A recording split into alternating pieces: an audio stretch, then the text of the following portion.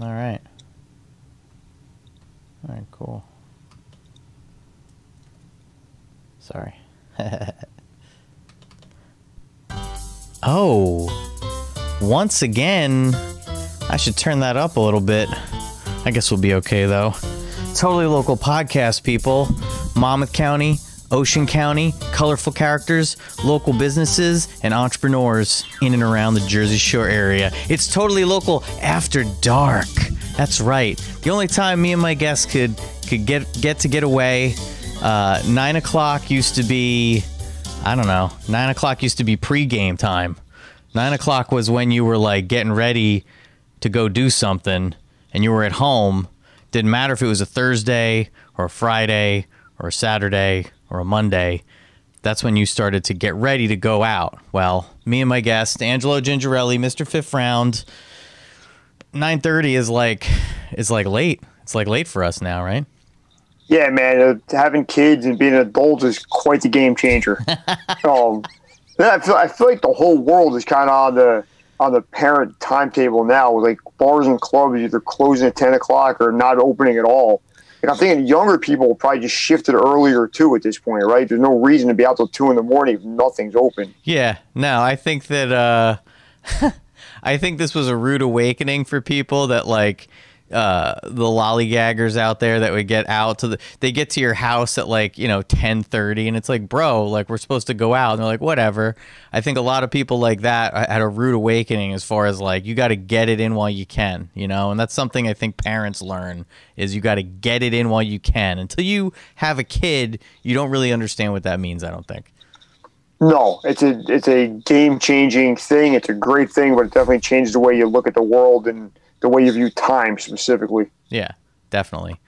So what have you been up to, man? Busy, incredibly busy 2021 so far. So I do the weekly videos for you guys and post those up, which I love the way you do the music and the graphics on them. And I think we've got a good thing going there. Oh man, it's great. I love it.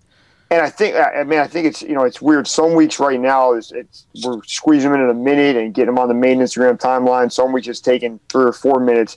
But I think as we get towards the summer, I hope they're 5 minutes plus because there's so much stuff going on. You know what I mean? Yeah. But I think that's been really fun and kind of a good chance for us to shout out a lot of businesses and entertainers and people doing cool stuff at the shore. And then just trying to stay busy as much as I can. The comedy world's in a weird place right now because stuff's opening up, but nothing's at full capacity and nothing's late at night anymore. It's kind of a weird time to be involved in that. And then today online, I launched my announcement of a book I have coming out next week. So that was kind of cool to see how much love that got on social media today. And I'm super grateful. Some people already pre-ordered it. It seems like a pretty cool launch I got going. Well, yeah, I wanted to get into that. Stand up and laugh, build a comedy scene, produce your own shows, and create a community. Now, was this something that you had like in the works for a while? Were you thinking about it for a while, or what brought this on? Yeah, well, what happened was somewhere in the beginning of 2019, I started getting a lot of emails from people from different places asking like how we did what we've done in Asbury Park in the last 6-7 years, right? Mm-hmm. So we went from in Asbury Park. When I say Asbury Park, I mean the Long Branch, Red Bank, Eastern Monmouth County area, but Asbury Park being kind of the center of that. There's a better comedy climate right now than ever before. There's tons of mics, tons of podcasts, tons of shows. Even during the pandemic, we have stuff going on, probably more stuff going on during pandemic era than other small cities do during the regular time, right? Mm-hmm. So people kept asking me, how do you start an open mic? How do you book a show? How do you book a headline or whatever? So in summer of 2019, I started just writing it out, right? The idea of like, wow, if it took us 7 years to do this with no guidance whatsoever, because to keep it real, nobody that was in the game before this made any effort to help me get where I am now. Uh-huh. I was like, can a kid read this and let's say like New Mexico or somewhere in Northern California or somewhere off the beaten path and do in 2 years as I did in 7. So I wrote an entire book and I was pitching at the publishers all summer. And then the one that jumped on was Microcosm, and they published a zine, which is like a 50-page kind of snippet from the book. And if that sells well, hopefully it'll be a paperback next year at some point with all, close to 300 pages that I wrote. Holy shit, 300 pages for real? Yeah, man. But it's a lot of like I don't know, it's like how-to stuff. It's really nuts and bolts. Yeah. Like how do you set up a room? How do you set up a PA system? examples of how you email a venue, how you can prove your worth to club owners and stuff like that. Because in my opinion, there's a lot of like comedy schools out there that teach you how to like write jokes or stage presence. Mm-hmm. And I think you can argue whether or not you can teach somebody how to be funny, right? Like what you do on the pod, you're a podcast host, and you can definitely go to Shared Universe and learn how to set up a mic and what XLR cable to buy. But I don't know if you could teach the actual entertainment side of it. I think comedy is the same way. But I think in the comedy world, there's no like how-to on the business side of things, on the tech side of things. How do you make it? Now, being funny is a different conversation, but there's nobody has written a book, as far as I'm concerned, of how to make the nuts and bolts on logistics of a comedy scene work. So I'm the first guy to do that. Yeah, I really, now that you say that, I can't think of like, because I follow a lot of comedians. I actually like a lot of comedians' podcasts. More, not that I like them more than the special, but the podcast I could kind of listen to regularly. But anyway, in any of those podcasts, they do talk about the business and like LA and shit like that, and how people are going to Austin, but they don't really talk about like, how the like you're saying, like the nuts and bolts of how to actually set something up, Right. And let's say like Joe Rogan, for example, or he'll talk a lot on his show about why he's moving to Austin and how he's very big time advertisers on his podcast. But there's really not much about the beginning of how to do that, right? It's almost like it's in a fitness world, if there were only books and podcasts and blogs dedicated to how to win a Super Bowl and no information at all about how to play Pop Warner football, right? Yeah. And I not to say the podcasts aren't valuable, but how do you get to that level if nobody puts out any information about step one? We just keep talking about step 10. Yeah. And so I wanted to address step one, maybe step two.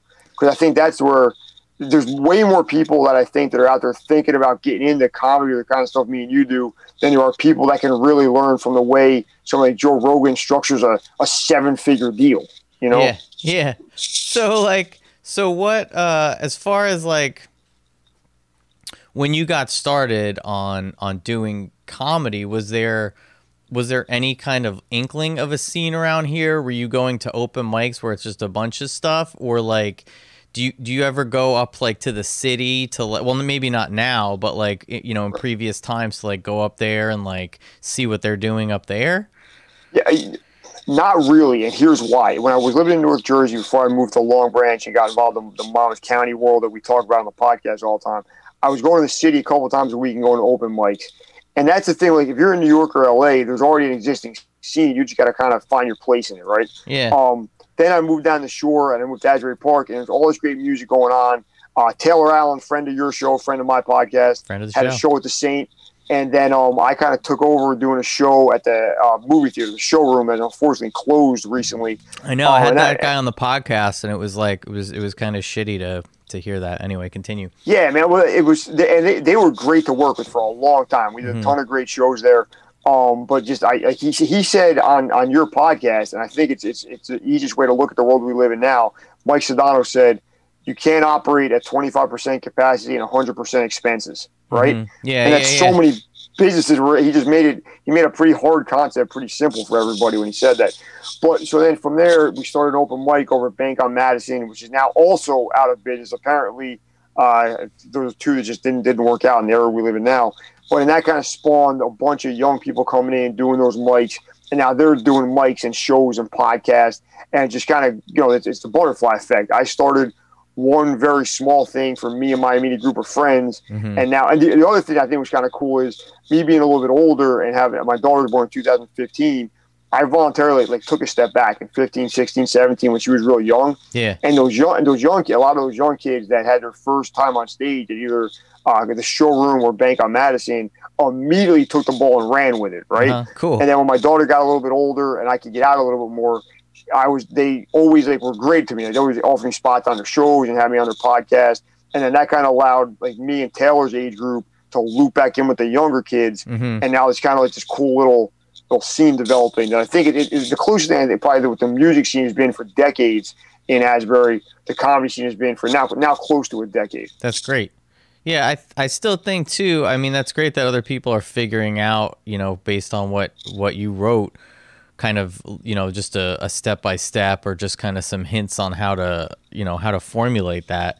it is, you know, I guess to me in this area, like kind of like what you were pointing out with the music and now with like comedy and stuff, this is a unique area, but it seems like it's so funny. You got to say everything by saying like, you know, with what's happening now, like I think that what's going to happen is that the scene is going to be more local because people aren't going to be going like, you know, crazy places. They're going to want to find places near them that they could just go out to and get out and stuff like that.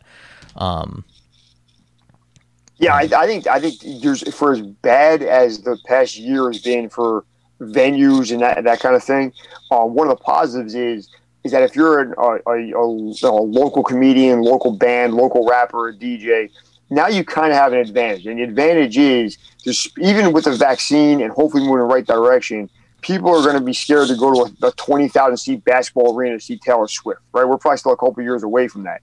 But you might go to the Saint or Brighton Bar or the Stone Pony and see your friend's band where you know the tables are going to be 6 feet apart and it's not going to be packed.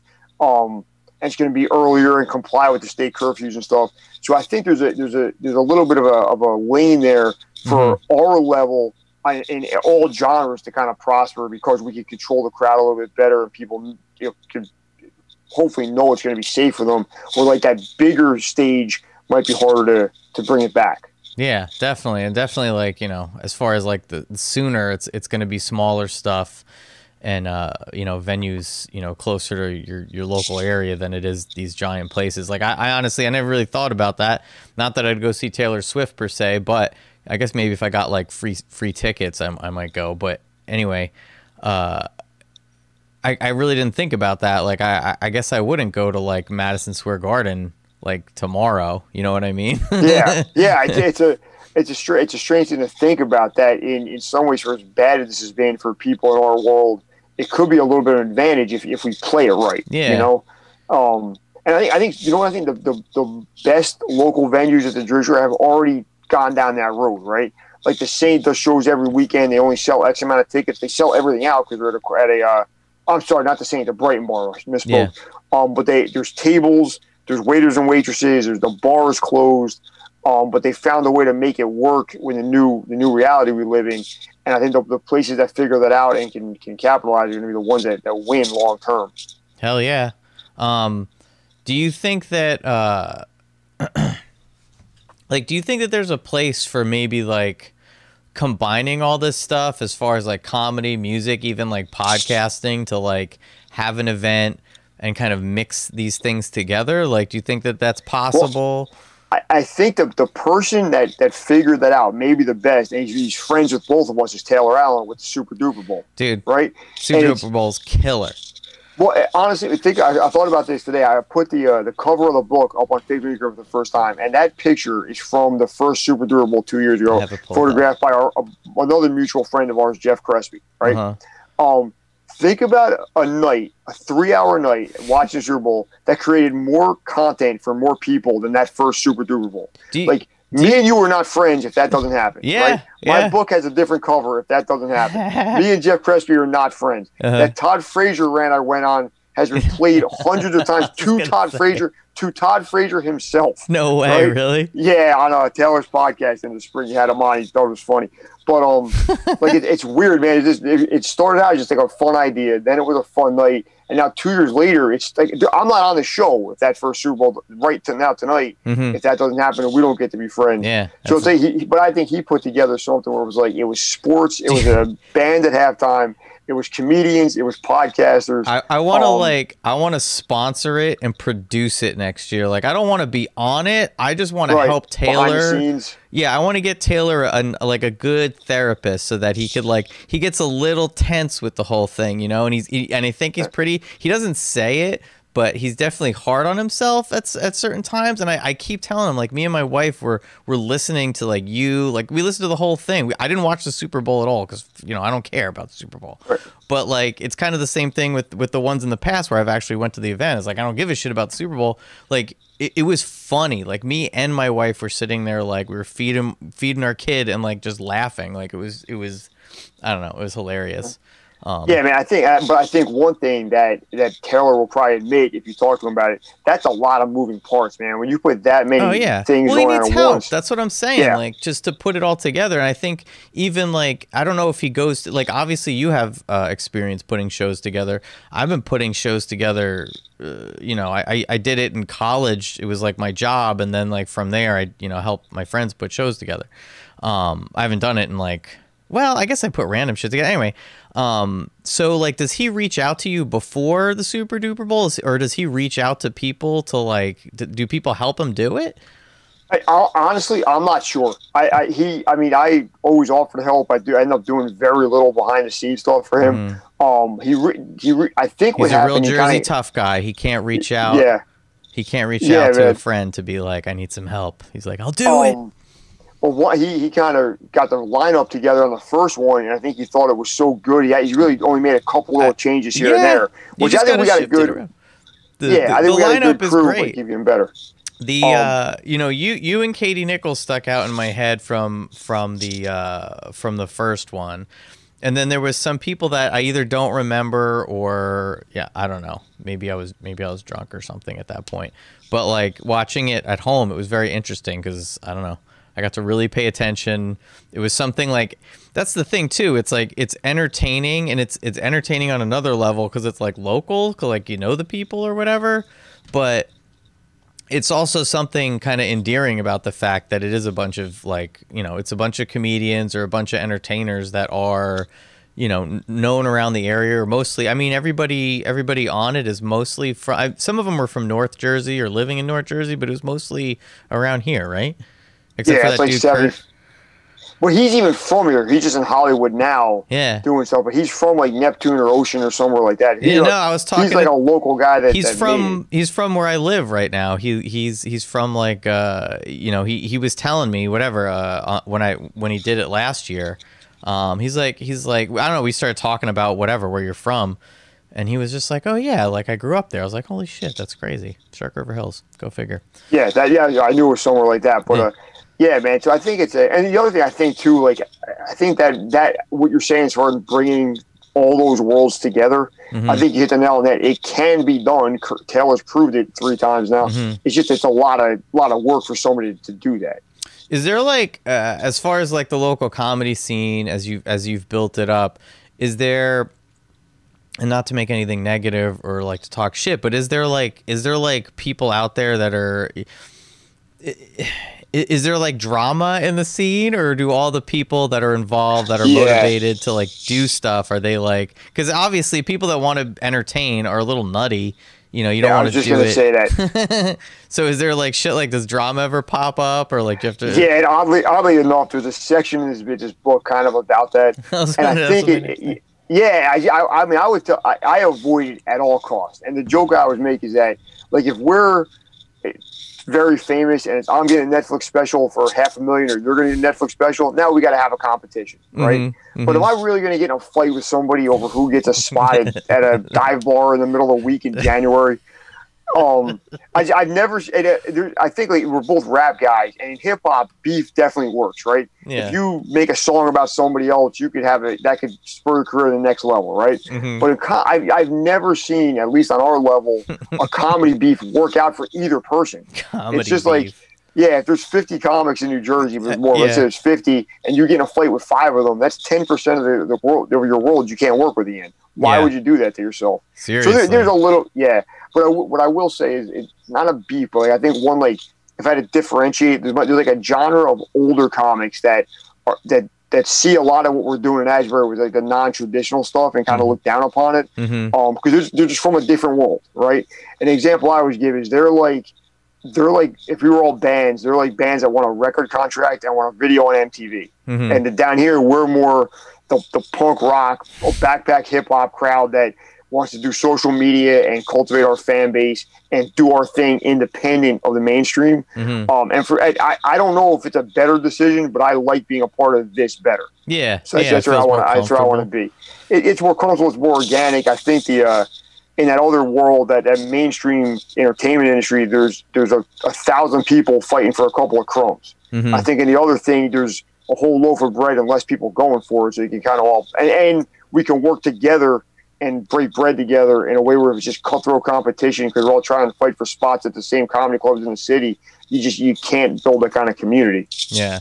I remember coming back when I lived like away from here. There was this band that it was popular, might be popular still, and I came back from to visit whatever for New Mexico, and I was hanging out with these girl friends that I had. They were girls, they were friends, and we went to go hang out with this band, and I was just some dork that was with these girls that wanted to go hang out with this band, but they mentioned to the band, like, they're like, you know, that I made an album. This was like years and years and years and years, like over 10 plus years ago. And the guys were such like, they were such dicks that I was just like, how, like, I'm nobody and the album is whatever. It's, you know, whatever. It's like a fucking 5-song thing I made in college. But I'm just like, how could you have such a shitty attitude, you know? Is the band popular at all? The band outside of the band is popular like in New Jersey. I don't think the band would be, you know, they might have gotten a minor celebrity out of that, but I don't think they're, you know. All right. Can I run something by you and see if this holds true in the DJ music podcast world the way it does in the comedy world? Yeah, sure. Okay, let's say 1 is a person that's going to the first open mic and 10 is Kevin Hart, the most famous comic in the world, right? Mm-hmm. You never get hate from the 9s and 10s. They either don't care what you're doing or are supportive of it.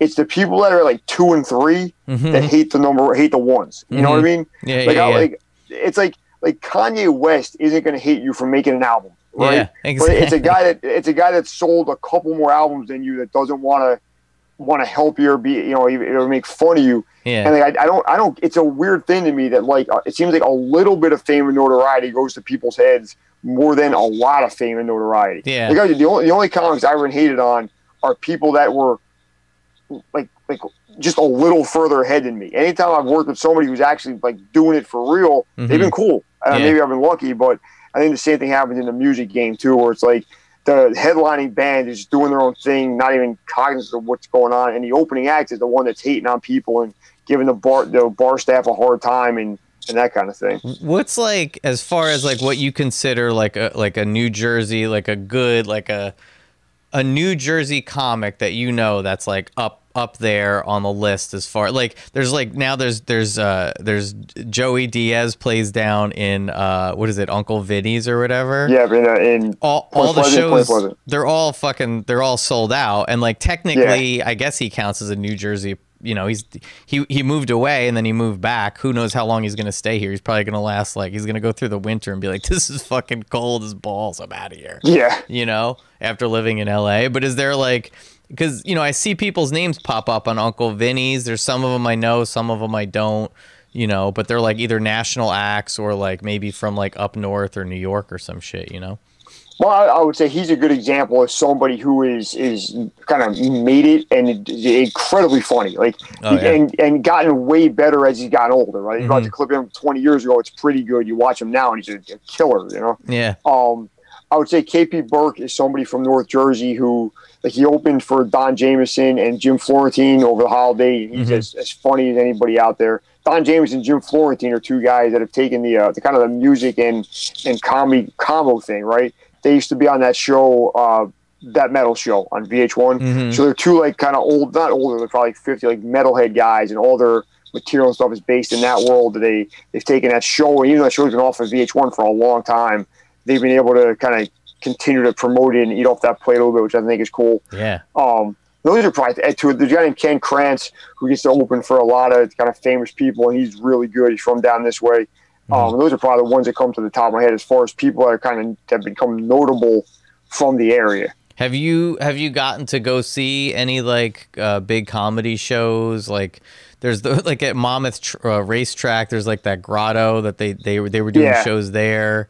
You know, obviously Uncle Vinny's, the Coco, the Joey Diaz ones they've been all sold out every single time I look, you know? Yeah, they've been sold out. There's a woman named Allie Mae who brings headliners to venues there. She brought Mark Norman down. She brought Sam Morrill down, and they've sold out. And then most of what's going on at the racetrack gets sold out as well. And it's a pretty expensive ticket, right? It might be like $50 or $100 to bring a carload of people in. And the only reason I haven't gone to any of those, you kind of talked before, the parenting thing, is if I'm out doing shows 2 or 3 nights a week, and then I got me and my cousin's podcast on Tuesdays, how many nights in a row can we possibly not be doing family stuff? So I try not to be out of the house that many nights in a row. So I would have wanted to go to a lot of that stuff, especially Bill Burr. Yeah, dude, Bill Burr. Oh man, I just couldn't make it happen. Did you get to see Bill Burr was here not here, but like a couple years ago? I think he played Count Basie, and it was sold out. And my wife actually got me tickets. Since that was sold out, we went to this show up in New Hampshire and saw him, and it was like hilarious. This one lady got so mad, like she walked. I mean, that wasn't the best part, but like, and nobody else noticed. But this one lady got so mad at what he was saying. A comedian, like, have you ever had that? This lady stood up, started like, "F you, F you." The place was huge. Like, there's no way Bill Burr even noticed. And then she stormed out with her date. Have you ever had people like freak out at you like that? No, not at me. I've been at shows where stuff kind of happened like that at hecklers or whatever. But no, I've been fairly lucky in that respect. And like you said, man, I don't even understand. Like, if you buy a ticket to a comic, you kind of know. I understand if you happen to be out and there's an open mic or something and somebody's incredibly offensive. I think that's a different scenario than you bought a ticket to see somebody who's known for a certain kind of material, and then you get mad at the person for doing that material. Yeah. Right? It's like going to the pet store, buying a dog, and then being mad the dog barked. Yeah. Well, you bought a dog. You should have been smarter. Well, there's also, there's always also the person like brings a date, and then the date gets all drunk, and they don't know what it's all about, So it's like some random person, but, Yeah, I mean, I would say, and I'm not saying you shouldn't go to comedy shows, but a date at a comedy show is kind of a dicey proposition, because at any minute anybody on stage could say, and if you don't know your date sensibilities very well, that could go poorly right away. I think it's probably better off taking a safer, like a movie or bowling or something on a first or second date. Do you find that like the comedy in this area, the comedy scene in this area, is it like a huge range? Are people raunchy? Are they like doing? There's no like prop comics. It's not like we have the carrot top of like Barnegat. Is there? Right. No. It's I think the biggest way to link most of the Jersey Shore comics together is it's definitely more experimental than it is in other places, and it's definitely more like I'll call it an alternative comedy than there would be in places with more traditional venues. I think what happens is if you grow up in, say you're from New York City, and you start doing open mics at comedy clubs, and then your goal is to get past and work at those comedy clubs, you just naturally start doing what those established comedians are doing, right? Yeah. At the Jersey Shore, we don't have that. We don't have any role models. There's no gatekeepers here. So it's like there's no path to success. So people are really doing radically different things than I believe anywhere else in the country, because we don't have that structure in place, what we should be trying to do, right? And I always make, as a big hip hop head, I think the same thing happens with New Jersey rappers, right? Yeah. Like Redman was from off the beaten path in the 90s, and he made music that was incredibly off that beaten path, right? Naughty by Nature, same thing. Tretch didn't rap like anybody else because he grew up not having a role model in his area to look up to. And I think that can be an advantage sometimes, and you can be incredibly original, because I think no matter whether you're a band, DJ, whatever it is, if you have like mentors and role models and a clear path to success, if that's what you follow, I think you're going to naturally be less creative. And I think we're kind of lucky down here that we don't have that. It's kind of like I think it was in Brazil or some South American country. I forget what it is, but I think there's a documentary on it too. But they heard about graffiti and like how to what to do, like with cans of spray paint. But they didn't see the style, so they came out with their own whole different style of or as much as it could be different style. So that's pretty interesting. Speaking of like, what were you gonna say? I think about the podcast world, right? That podcasting is such a new medium.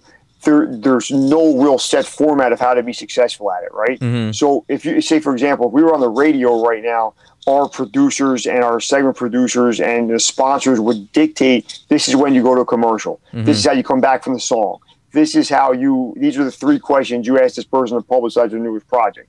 And that's been done so much to death. it's kind of dead, right? But then podcasts come along and people like yourself decide, oh, I don't need I could play all the commercials at the beginning and then just have a 45-minute in-depth conversation with somebody about one song they made and dissect every lyric. That doesn't happen on commercial radio. Yeah. And I think that's why podcasts are so much more popular now, is that you could listen to the same interview with the same rock star on 5 different radio stations, but when he goes on a Joe Rogan, it's a different interview, right? Yeah, it's a long form.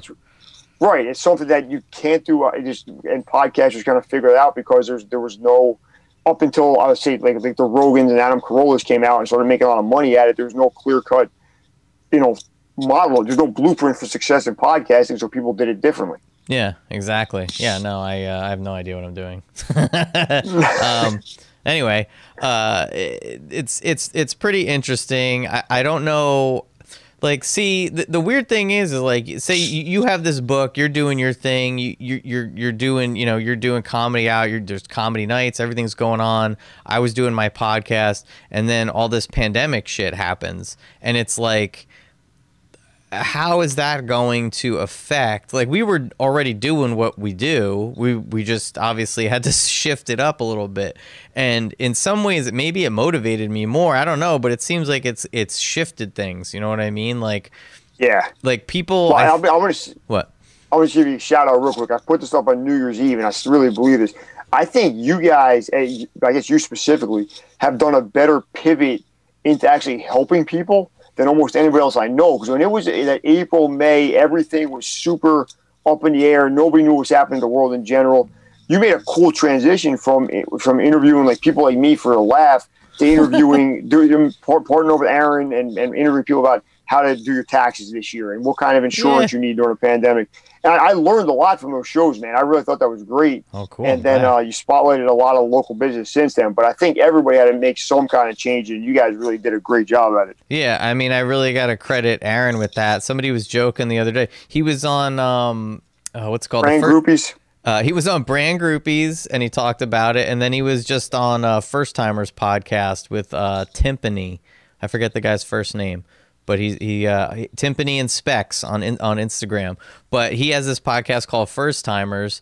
I think it's about like first time home buyers or what, like all the ins and outs of stuff like that. It's its own lane. And he had Aaron on that, and Aaron was talking about how he's like, I don't know, I just kind of came on and he's just kind of hijacked it or whatever. And I'd say that like Mike Timpani, yeah, thanks Aaron, epic shouts. But like when he came on, I'm just like, well, you're co-producing the show now. Like you definitely added this different dynamic to it. Like I was interviewing people, I had some pretty cool interviews as far as like people coming in, but I think with everything that's happening now, it kind of gave this whole, it gave podcast pirates. That's right, Aaron. What's it called? It gave it this whole new angle as far as like, well, this is some shit that people, I could ask people like questions that I don't know the friggin' answers to that people need to know about. You know what I mean? But going back to, agreed. And going back to what you said about things how to chat, it change. It's this weird thing. Like I'm doing this podcast now, which is a complete product of the pandemic, which is me and my cousins. We had a Zoom kind of family cocktail party in like March maybe. And it just hit me like it'd be a cool idea if I'm in my early 40s, Mike's in his 30s, and Kenny's in his 20s to kind of hit some topics and hit it from different angles, right? Mm-hmm. But this weird thing has happened where we've done like 35 episodes, and you can't not mention the coronavirus. Like there's almost nothing you could bring up that doesn't involve that anymore. It's like even if you bring up an album that came out, somebody will say like, "Oh, it's a shame you can't go on tour because of COVID," or we try to talk about the Super Bowl. And like, how do you play a Super Bowl with no fans? That has to be acknowledged. Yeah. And then there's just our day-to-day lives are affected by it so much. So it's this weird thing where it's like we're trying not to talk about it too much because obviously it's kind of a downer, but you can't avoid it. It's part like it's part of the whole. It's like a sci-fi movie where like we were in like an alternate timeline. Like where this weird event happened. And then it just affected, like we were all humming along, everything was cool, and then this happened. And the joke I keep making is the last calendar year has been almost like a video game, and every month is a new level that keeps getting progressively harder, right? It went like pandemic, killer bees, killer hornets, that crazy storm in August that knocked out the internet for all of the Jersey Shore and blew away every outdoor dining tent in one day. Then you got your kids doing homeschool. Then you had the worst winter of snow we've had in probably 5 or 7 years, whatever it's been. And now you got the added anxiety of the vaccine. Are you going to get it? Are you not going to get it? Then there's also the other game there. There's the strands. There's like the South African strand, and then the UK strand, and it's you saw the light at the end of the tunnel of maybe we could stop wearing masks, and then they're like, you got to wear 2 masks, and it's like, what are we doing? Like, it's at some point, if you're wearing 2 masks and rubber gloves, and you're in a restaurant 20 feet away from the next closest person, and the waiter's in a hazmat suit, oh man, how much? What are we gonna? How long are we gonna do this, man? It's horrible, but it's this crazy new reality we're in. I can't even I can't go on to like Twitter anymore. Like the news that pops up on there, I'm just like, this is like. Not to get into anything specific, but I'm just like, well, you don't even need it. It's like spinning a wheel. Like anything you look at, you're like, A, I don't care, or B, this is just off the rails. Like this is insane. But anyway, yeah, people, you're never going to be able to not. What I try to do, and obviously I brought it up in this podcast, but I try to wait like a little bit, like not in the beginning, like get into it later on, but it always rears its head. There's nothing you can kind of do about it. Yeah, man, I'm like a big I think a lot of what goes on in the mainstream media is just distractions from what's really happening. But it almost got to my point where I was like welcoming the distractions. Like last week, I watched the Britney Spears documentary with my wife, and was like, I long for a time where my only thought was like, is Britney Spears out of conservatorship or not? But like, you can't even think about that for too long because like the world's crumbling around, melting. It is melting.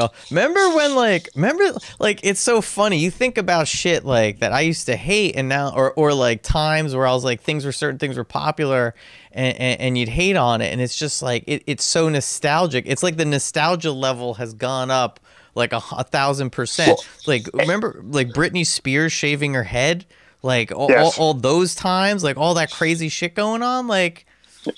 Also, yes, and that was like the craziest thing in the world at the time, 15 years ago, or whatever. Yeah. But you know what's weird about nostalgia, and my daughter's a little bit older than your son, so this hasn't hit you yet. But the way we look back at the '90s as being this like, it's kind of like nostalgic to our age group, right? Particularly my age group. But like, and everybody has a whole '90s hip hop in such high regard. But like, when you start playing that and put it for your kids to teach them about it, it's so inappropriate. No, it's just so inappropriate for kids to listen to. Like, I gotta remember the first pop song my daughter ever into was "Old Town Road" by Lil Nas X. She just loved it. It's the most played song on my Spotify because of her, right? No doubt. So one day I was like, okay, if you're gonna like Lil Nas X, I gotta teach you about Nas, right? So then I started playing it in the car, and I was like, none of these songs are appropriate for a child. Like, she's better off not knowing about Nas. Were you playing like Illmatic or anything? Yeah, specific? I was trying. Yeah. Well, I tried to go through Illmatic, and I had to keep skipping the songs. And I was like, we'll do this when you're older. It's like the intro to whatever it is. Quit fucking around and be a man. It's like you can't play any of that. Straight out the effing Dungeons of Rap. Like, what's an effing dungeon? And I'm like, all right, let's go to something else. But no, it's weird the way like we'll look back at a movie like Fight Club and be like, oh, that was such a simpler time. Oh, it was a pretty crazy time if you watch that movie, you know? Oh yeah, hell yeah. And that movie didn't do good in the box office. I read this whole article about that, how it was so radical or it's so like, whatever. Anyway, like there's got to be some kind of. I mean, LL Cool J, he doesn't curse, right? Will Smith. Yeah, there's some stuff you can pull out. Unfortunately, my mind didn't go there right away. Yeah. But, well, no, you're cool. Thinking of classics. You're like, you got to hear 36 Chambers. And your daughter, dude's like, but in reality, hey, let's listen to Going to Miami by Will Smith. Oh, man. Will Smith. Speaking of Will Smith, Chill Smith, I reached out to him on Instagram. I might have you on that one because you obviously, if people don't know, along with your comedic background, you're definitely like linked up or linked into the whole hip hop scene around here. Like, people, him, right? I might have you Yeah, on he's that one. I love it, man. He's a great guy. You guys have a great conversation. He's doing something cool. It's next Friday. He's doing the EP release party over at Ghost Harbor Creative. Have you checked that place out yet? No, I haven't checked it out yet. It's cool. But I mean, he's doing an Where's EP, it at? which it's right on Bangs Avenue in Asbury Park. It's a tiny space. It's right across Bangs from the Vintage Wave, the store that my man Chris Trotta sells all the old starter jackets and jerseys and stuff. Yeah. So she's right across the street from him, and it's an art gallery. But she's also a musician. The owner's name is I just forgot her name, which I apologize for. But she's a musician, so the space is set up for live performances and recording live performances. So there's cool art on the walls, and then they have a stage and a cool acoustic setup, and they have an outdoor space in the backyard. So I think it's going to be cool. His show will be inside, obviously, but I think when the weather gets a little warmer and she can do stuff outside, it's going to be a cool little scene back there. Man, things are going to like first of all, when things do get warmer, it doesn't matter. Like, people are going to definitely be going out and be psyched about it. But when things open up, I think people are going to go bananas. I think people are going to be ready to go out, which I think on one hand is great, and on the other hand, I don't know, I wouldn't want people that's the thing too. People come down to Asbury from out of town, from up north, or I don't know where the fuck some podunk town in South Jersey. I don't know where they're coming from, but they come in and shit gets out of hand. I don't know if it's still like that, but a couple years ago people were they'd be peeing in flower pots on Cookman, you know what I mean? Or just throwing up on people's doors. Because you know what it is, man? People come down to where we live, and they're the vacation version of themselves, right? And me and my wife's from Nutley, which is in North Jersey, and one day we were having an argument about who had a wilder teenage era. We didn't meet each other until we were in our late 20s, right? So, and she's telling me her little stories about high school parties, and this kid's parents went out of town, or we had a couple drinks in the woods one day, and then we walked around the Willowbrook Mall. And I was like, okay, think about it. What were the craziest weekends you had when you were a kid? It was after your prom, right? Or maybe somebody's 21st Wildwood. birthday. Where'd you go on those weekends? She's like, oh, we went to Seaside, and we went to Wildwood. I'm like, all right, I grew up in Tom's River. Your craziest weekend was my every weekend. Because everyone was coming down all the time to party. Yeah, these kids from North, and that's what happens, man. They come down, going to Asbury for somebody from Hoboken. It's a big deal, right? So they save up money for it. They take the Monday, Tuesday off of work, whatever it is, and they blow it out for a couple of days, which I like. I think it's great for the local economy. I think people having fun is a good thing. But that being said, don't be urinating in a flower pot. Don't drink and drive. Don't get in a fight and try to fight the entire Johnny Max at 2 in the morning. So ridiculous. Yeah. So I get that that's kind of it's a different thing for me and you to be in Asbury because we could go every weekend versus someone that gets to go there maybe twice a year if they're lucky. Yeah, I guess, but it's I don't know. There's got to be places to party up there. Carl C. Callan says RC Stab had a little thing going on Cookman around 08. Does that name RC Stab mean anything to you? No. Okay. He's an author from, I believe he lives in Seabright, and he wrote a book earlier this year called 100 Things to Do at the Jersey Shore Before You Die. Okay? It's a great book. It's a cool book. And I had him on the season finale of the Me and My Cousins podcast, and we had a good time with him. He's a fun guy to talk to. And Carl Callan has been very angry that RC Stab made the first season of the show instead of him. And I've explained to Carl 20 times. It was a scheduling issue that the guy had to do the show that night, and he didn't get bumped. I didn't bump Carl because he didn't write a book or anything. It's just what happened.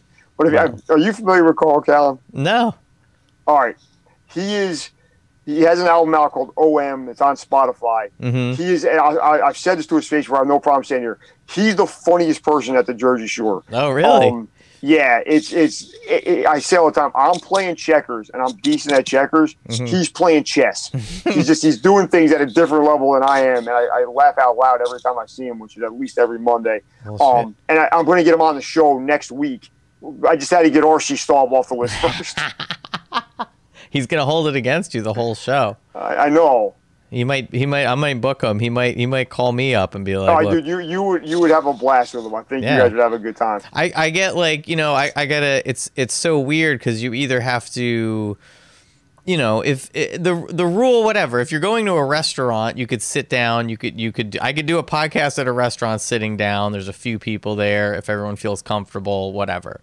But, you know, as far as like interviewing people one-on-one, like I used to do at a shared universe, like it's like a different kind of vibe where people don't really want to do that. You know what I mean? Yeah. But so I do think like the few episodes I did like behind the scenes stuff with you guys for in the summer, I feel like if you pick like a big space with some open air and you separate people, like, I think the ones we did, I mean, I guess the windmill one was a little tight, but that nobody felt bugging on the windmill one. Yeah, no one gave a shit. And that was like July. That was early into it. But then I think a couple weeks later we did the Long Branch Distillery, and we you guys had kind of figured it out, right? Here's where you put the chairs, here's where you set the mics up. Yeah. And there was nobody back there, so like that's a great venue. Yeah, that place is cool, man. I kind of feel bad for those guys that they opened that at probably one of the worst times to open a business like that. Yeah. But I think when the world opens back up, that's gonna be one of the cool spots in Long Branch. I mean, whether you want to have a little party, a big party, a wedding, I can't imagine them not. Just crushing every weekend. What about Butcher Block? Like, I can't even imagine that place is gonna. Well, I mean, it's crazy now. Like, it's probably gonna be like out of hand when in the summer or whatever. Yeah, I think they're I don't know. I don't know those guys at all, but they really lean into the we don't care about COVID demographic. They lean it in hard. Yeah. So yeah, man, if that's your thing, and that's your thing, go for it. Yeah, like I'll be honest. Is it BYOB? Right now, they don't have their liquor license. I think if they had their they don't have their liquor license yet, or maybe they won't have it. I think they want their liquor license, but once they get that, they're gonna go ham on them. Well, yeah, and that's an interesting idea for like just say like Long Branch PD dealing with this, right? Are you better off having a packed nightclub that is actually a steakhouse where people have to buy drinks at the bar, or they could walk in with their own booze and get hammered for almost no money? What's a worse scenario at the end of the night? I don't know either. I don't know if I would. I might drink more if there was a bartender there, just because I wouldn't be thinking about it. You know, you get a 6-pack in your hand. Like, it's not like you're coming in there with like a 12-pack of Coors Light, unless you are, and then you're like fucking MVP. But like, if I went in there, I'd be like a bottle of wine or like a 6-pack, you know? Right. Yeah. You hope that's the way it goes. I have seen, not participated in myself, people walk in BYOB restaurants with a hard liquor and order like a soda and mix it at the table. That's a different level. That's gangster, man. That's like that's too much. I heard there's rumors, you know, whenever I mention it to people, different people, like Angelo, there's rumors that you used to go out and have fun. You used to like, you know, when you were down to party and you know, no kid or whatever, you used to party pretty hard apparently. Well, you know what would happen, man, to me, and I think you might relate to this, being someone who went to school away, right? Yeah. I graduated high school, I went away to college. I immediately got a job that was far away, and I was 10 years. Took 10 years to get a job back in New Jersey, right? A day job. So I was 28 years old when that happened, and I hit the Jersey Shore like I was 18. Like being away was cool. I had a great experience, made some great friends. Professionally, it was good. But I love this area so much. I had a couple of real crazy summers. You forget. You really forget. Like when I came back. Yeah, exactly the same thing. Moved away, came back. I was living in Seabright when I first came back. And I was at my mom got a house in Seabright, and like you know, obviously no shame in my game. I was living there for a little bit, and like people, it was the summer, and I'm just like, what the fuck is going on? People were just outside partying. And I'm like, oh yeah, this is what it's like. I'm in like she didn't live in Seabright. I didn't grow up in Seabright. Like she got the house when I moved away, and then I came back, and I'm just like, oh, this is Seabright in the summer. People are like going, you know, they're going bananas, and then the neighbors don't care. It's not like anyone's out there yelling like, you know, keep your mouth shut, because they're used to it, because that's what it's all about. Like she lived across the street. You had to, you know, go on the other side of the highway from the Mad Hatter. So it was like, you know, the Hatter's there, the liquor store's there, Donovan's is there. Like it was just a fucking party like all the time, you know? Yeah, man. I think that's cool, man. There's something cool about growing up in a town where everybody comes to party. Like their vacation is your real life, even though you have responsibility and things are a little bit different. Like I liked growing up in that environment, and I really enjoyed it in my late 20s for a couple of years. before I kind of settled down and started a family. Settled down and took it easy. Yeah. I don't think, I'm obviously like love my wife, love my kid. I don't know if I'd like to use them as an excuse, but honestly, between you and me, like, I don't know if I could party like that like today, like how I was. I don't think I could do that personally. Yeah, I think there's a biological component to that where you're physically slow down at some point. Oh man, that's what the people I kind of marvel at in our world are the people that are older than us and still doing it like they did when they were 22, when they're 50 and 60. Yeah. That when you see the regulars in the bars you're going to, and they're there every night, right? Or the guys that are in bands and been doing tours for 40 summers. It's an incredible way to live. And it's not for everybody, man. Some people just can't do it forever, and some people can. I mean, I guess if you just have that momentum going and you just are into that like groove, you could just keep. Go ahead. No, what were you gonna say? I have this theory that there's probably nothing worse for your health and your appearance than living a regular suburban life. when I go through my Facebook, everybody I went to high school with that just went to college, got a job, got married, and now they're in their 40s. Looks horrible, overweight, bald, driving whack cars, nothing, right?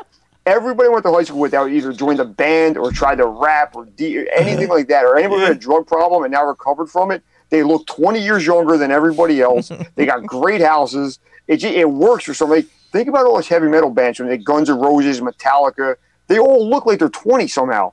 If you look at a regular guy that graduated high school in 1985, same age as Slash, he looks like Slash's grandfather. That's true. I was thinking about that. Like, there's definitely like, I don't know, maybe from it preserves you somehow, just the drugs and the alcohol. I'm from Ocean County, so obviously a lot of kids you went to high school with had crystal meth and heroin problems, and then they went to rehab, and then they come out and they do the before and after picture. They look amazing. The after pictures look like Maximum. They look the hottie of the month in Maximum, and then you look at like some girl you went to high school with that just got a job and had some kids. Horrible. It's funny, man. You start like I don't know. The one thing that all the shit that's going on now. The one thing that I kind of honestly I don't hate is the whole wearing the mask thing, because if I go out in public and I see somebody I know, I usually don't want to say anything to them. Like I'd see people from high school and I'm like, no offense to them, it's just I don't want to chit chat with people. You know what I mean? Yeah. Now you got the mask on, nobody can see you. And don't you feel like, I feel like if there was no social media, if I ran into like somebody having jeans in high school in like a supermarket, I might want to say what's up to them. Mm-hmm. But now that I've known every single thing they've done since high school, I have no reason to go up to them. You know what I mean? There's nothing to say. We got nothing to say to each other, buddy. Keep it moving. No, you have two kids. I already know that. I saw it when you posted about their graduation yesterday. I have like unfollowed so many people between not the last election, I think the election before that, maybe even before that, I started like just unfollowing people, like not that they were offending me per se, I just didn't want to hear certain things anymore. Like I was just sick of like hearing it. Or people posting like their fucking, people would be posting their baby pictures like every day. Like, I get it. Like I have a kid. I don't really I personally choose not to post, I don't take pictures really. I take pictures and save them. My wife is the one that takes, she's a photographer. She's the one that takes the pictures, has the pictures, shares pictures and stuff. But I just didn't want to see other people's shit. So like I started unfollowing. There's very few people I see pop up now because I'm just like, I don't want to see it anymore. I really think, and you might disagree with me on this, but I think before you post something on social media, you should have a filter in your mind that says, will anyone else be interested in this? Which is like usually it's going to be like no. It's usually no. I mean, I think there are people like you that do a podcast, you do a post, I'm interviewing this cool person. People might be interested in that. Maybe they might think I'm an asshole too. So, but if you just post, like, here's my dinner with no context and not a recipe and no idea how I could attain that dinner myself. What would I possibly need to see that for? Like, unless you're a chef, that's different. You own a restaurant and you want to teach me how to cook the dinner, I'm down with that. But it's like, here's my dinner, yum. Like, what? I've posted like I remember when I was like, back in the day when I was like eating healthy and doing things. I would take a picture of my meal, but I'd look at it and I'd be like, this doesn't look Like when I see people taking pictures of things, of their meals, like the, you know, foodies and shit, like I don't know what I'm doing wrong with my cell phone or what they're doing, or do I need like a light kit to like make it look good? But there's a certain point where I'm just not, I'd rather just not take the picture at all than try to like set it up so that the food looks, you know, good. You know what I'm saying? Yeah.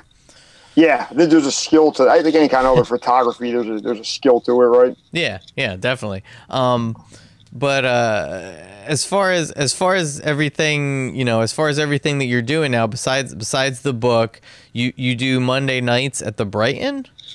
Yeah, man. So we kind of lucked out that everything shut down in March, and then when outdoor dining was allowed, Brighton has an outdoor stage that they use for summer shows. So we were able to get back there at the very end of June.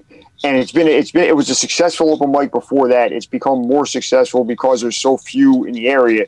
So I have to cap it at 20 comics. I try to discourage people from bringing guests because we have a 30 or 40 person limit in the place. It's like the opposite. You're like, please don't bring anyone. Please. It's such a weird time to be doing this kind of stuff, man. But yeah, I want to play by the rules in this. I don't want to be the face of the second wave of the pandemic in Monmouth County. Yeah, you know what I mean. So like most of that would be great. It's on like WPIX. They're just like, and in other news, it's like this man causes the second wave of coronavirus. Yeah, that wouldn't be good. But not a good look. So and the staff and the owners have been great about making that happen and being supportive of it.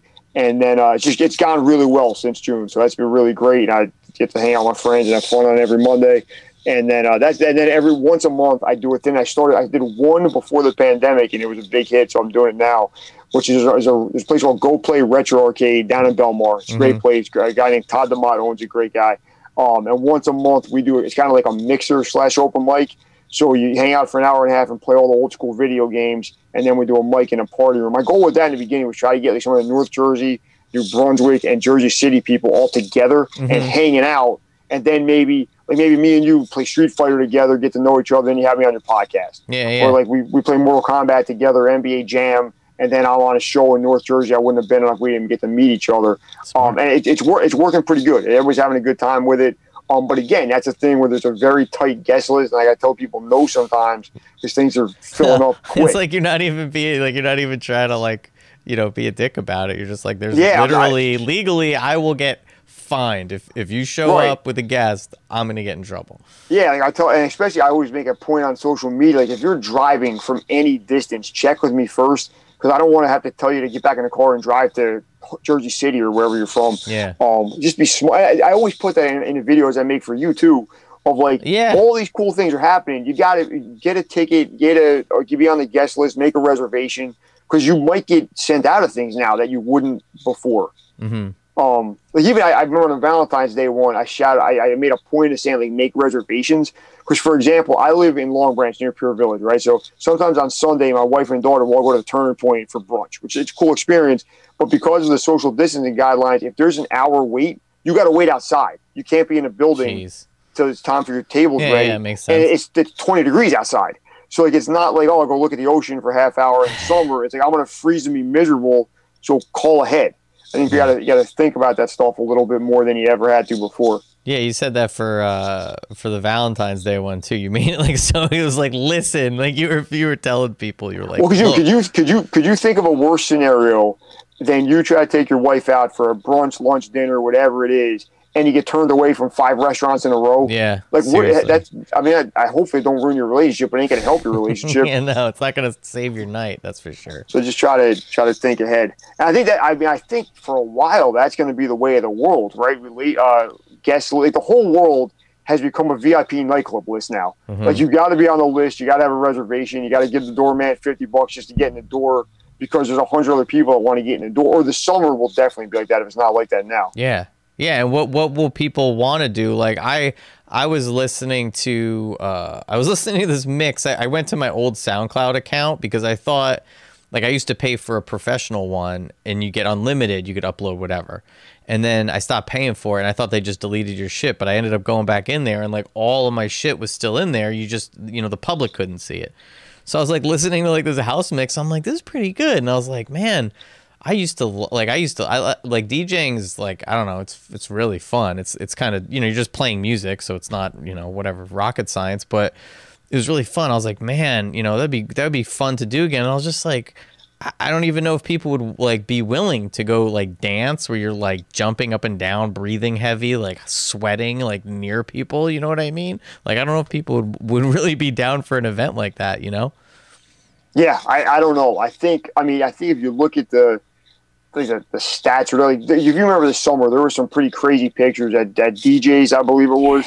So like, there's definitely an age group that doesn't care about this at all. They don't give a shit, man. They're they're just fucking and drinking, and they're going out. Not to do a shameless plug, but on the episode of Me and My Cousins that's going to drop tomorrow, my two cousins Mike and Kenny get into it a little bit about that. Kenny's 24 and does not care at all. He's adamant not getting the vaccine, not slowing down, not stop internet dating, none of it, right? And Mike's a 33-year-old public school teacher who feels completely the opposite about it. Some tension. It was to the point where I could almost step out of it and let them kind of get into it. But I think that's one of those things where it's like just the age group you are determines a lot of the way you feel about this. Mm-hmm. And I'm going to guess you will agree with me on this. I'm kind of torn about it. Like I don't want more people to die, obviously, right? But I also don't want to see every restaurant and bar and venue I work with go out of business because of a disease that I don't have. It's a tough one, man. I think we got to find some kind of middle ground and let people make money and not kill people in the process. And people way smarter than me got to figure that out. But we got to get there sooner than later. Yeah, I mean, I'm pretty much, I went through so many different levels of degrees of like, paranoia to like, to not like just super worried to not giving a shit and like, back and forth and everything. But like, yeah, really people just got to make up their own minds or their own decisions on it. And then you just got to follow whatever laws they put. The thing that sucks is, for like you're saying, like for restaurants, like, the summer, like, come on, like there's nothing. The weird thing, what's weird is I saw is that Jenkinson's has billboards like everywhere, like up in like on 34 and 18 and shit, like they're hiring. And I'm like, they're hiring right now. I mean, I'm like, these billboards seem like they're pretty, like they're new. They're not like old ass billboards. And now I've seen a couple of them and I'm just like, what do they know that we don't know? Like, what, like, are they just preparing for the best, I guess, Yeah. The other couple, just Blue Claws are going hard on their Instagram that they're going to have a season and need seasonal workers, like game day staff. Mm-hmm. So that's another thing that like last season was not an issue at all. And this season they're planning on doing things. So I guess that's good, but like you said, how do they know they're going to need that kind of staff this early? I guess you just gotta err on the side of we're gonna need it, because that's otherwise you're a fucking pessimistic person and maybe you shouldn't be running anything. So you were gonna do you're gonna do the events on the show, right? Yeah. Right. So one we talked about already. One's Chill Smith over at Ghost Harbor Creative. Next Friday night, he's live streaming that. I think maybe a handful of people will be allowed in to watch that live, but you're releasing an EP called For the Kids, KYDS, and some of that money is going to the KYDS Foundation. Do you know those guys at all? No. All right, there's two biological brothers that run a foundation in Asbury Park that teach creative writing and poetry to young kids, right? Mm-hmm. So it takes kids that are showing aptitude for that stuff, and these guys that are published authors work with them to make their work better, right? It's a great idea. Then Chill Smith jumped on with them, and that's over at Ghost Harbor Creative. Again, at the Asbury Park Lanes, you got a Friday dinner and a movie, Saturday movie matinee, and then Sunday is Sunday Fun Day. And then Wednesday on 2/24 is the next Super Open Mic 64 at the Go Play Retro Arcade in Belmore. That's my event. Starts at 6 o'clock. Unlimited gaming from 6 to 7:30. Open mic comedy in the back from 7:30 to 9. Home way before the 10 o'clock curfew, which I believe has been lifted.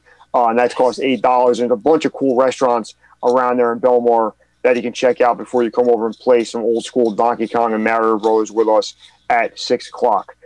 Those are really the main ones. I think it's a little bit of a slow week. I think a lot of restaurants and venues put all their eggs in a Valentine's Day basket. Yeah. And now they're kind of scaling back a little bit until Valentine's Day and snow. Bullshit out there.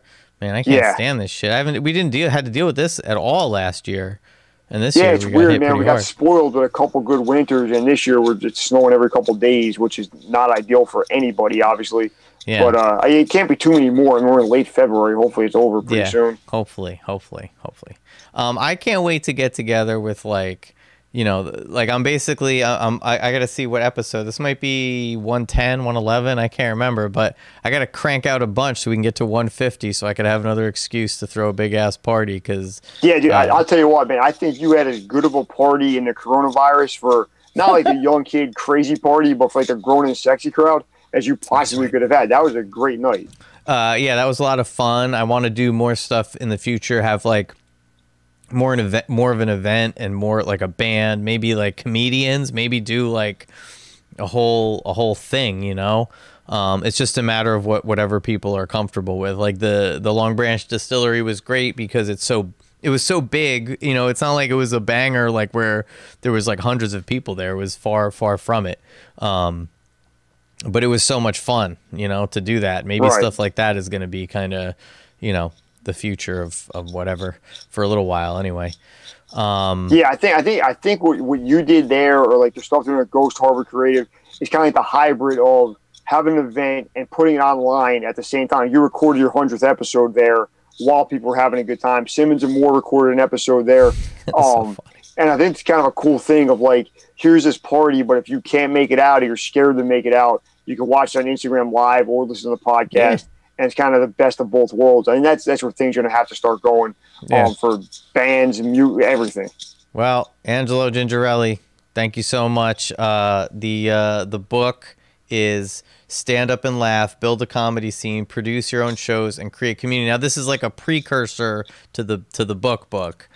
Yeah. So what will hopefully happen is this is like the mixtape, and if the mixtape sells, the label is going to put a whole album out, right? Yeah.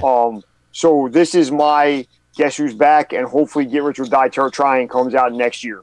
But I don't think Dr. Dre or Eminem are going to be involved in this project as much as they were in 50 Cent's Rise to Fame. I hear you. But so what I'm going to do is you're going to get sick of hearing it on social media, but I'm going to try to sell as many of these zines as I can.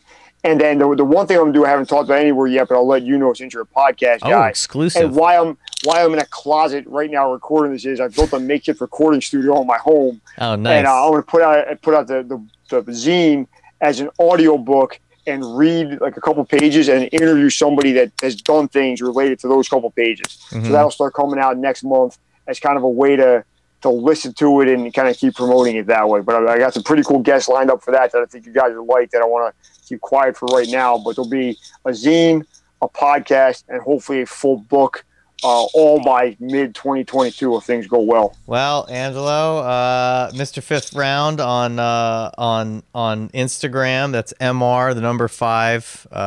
Was it TH? THRUND. Yeah. That is, thanks for so much for coming on. This has been pretty good times. And hold on a second here.